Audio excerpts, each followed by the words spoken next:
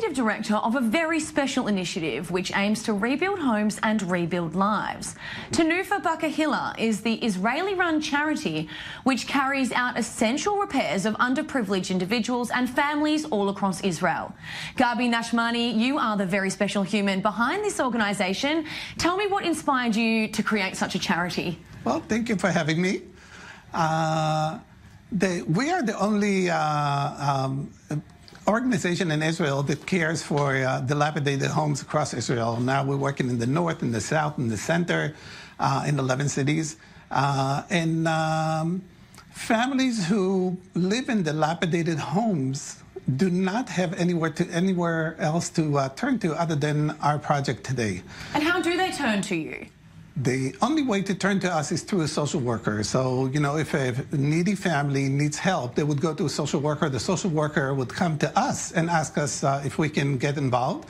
If they're in one of the 11 cities where we operate, we would go in two-headed. You know, one is the work foreman who assesses the actual needs of the physical home, and a social worker.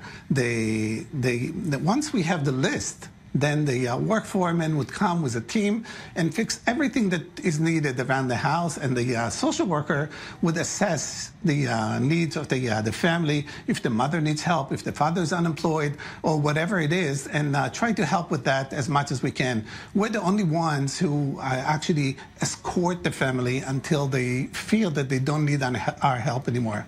Now, you obviously can't do this on your own. I can imagine you have a huge team of helpers that are going out and doing this all for you. Yeah, at the moment we have 13 people working daily. It's professional people. 13's not that many, though, for a company that are working all around Israel. Right, yeah. We have 11 cities, and we work in what's called clusters. So, you know, we have teams all around. On occasion, we use also contractors who come. For example, if there is something that we cannot do, like if we need a certified electrician, so we get professional electricians to come and do the work. Now, what is the goal of your organization? Well, the goal of the organization is eventually to wipe out all the hardest cases of dilapidated homes in Israel. We actually have a plan of how we can do it. We have a wonderful story of a place in Hadera, for example. We started working about 6 years ago. And after 6 years of working in the city, we noticed that the welfare department is referring people to us that are not so bad, not so dilapidated. And then they came to us and said, you know what? In the last 6 years, you wiped out all the hardest cases of housing in our city. That's now amazing. We're grade B, yeah. That's totally something that you guys should be really proud of. I mean, people's houses and their surrounding, their environment actually impacts their life on so many levels. And I can imagine that people's lives have just improved dramatically after you guys have come in and helped. It's very dramatic and fantastic. I'll give you an example.